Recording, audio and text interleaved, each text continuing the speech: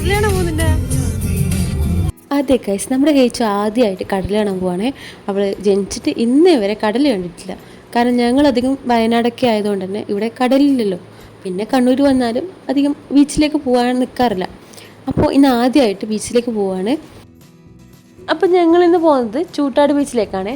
ഹേച്ചുൻ്റെ ഏട്ടനും ഏച്ചിയൊക്കെ ഉള്ളതുകൊണ്ട് തന്നെ ആൾ നല്ല ഹാപ്പിയാണ്. ഞങ്ങൾ ഫാമിലി ആയിട്ടാണ് പോകുന്നത്.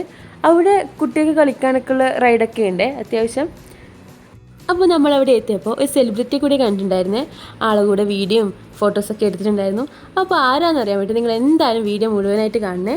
ഞങ്ങൾ ഒരുപാട് തവണ ഇവിടെ പോയിട്ടുണ്ടെങ്കിലും ഹെയ്ച്ചു ആയതിനു ശേഷം ആദ്യമായിട്ടാണ് അവിടെ പോകുന്നത്. എന്നാലും കടൽ വല്ലാതെ അടുത്ത് വന്ന പോലൊരു ഫീൽ, തീരം കുറഞ്ഞു പോയ പോലൊരു ഫീലുണ്ട് കാണുമ്പോൾ. ഞങ്ങളുടെ കല്യാണത്തിൻ്റെ ഔട്ട്ഡോർ ഷൂട്ടൊക്കെ ഇവിടെയാണ് നടന്നിട്ടുണ്ടായിരുന്നത്.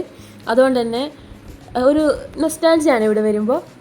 ചില യാത്രകളൊക്കെ വെറും ഒരു കാഴ്ചക്കപ്പുറം കുറച്ച് ഓർമ്മകളൊക്കെ സമ്മാനിക്കാറുണ്ടല്ലേ. അതുപോലൊരു യാത്രയായിരുന്നു ഇതും. ആ തിരമാലയൊക്കെ കണ്ട് ഹെയ്ച്ചുവിനുണ്ടായൊരു എക്സൈറ്റ്മെൻറ്റൊക്കെ അത് കണ്ടു നിൽക്കുന്നത് തന്നെയായിരുന്നു ഞങ്ങളുടെ ഏറ്റവും വലിയ സന്തോഷം.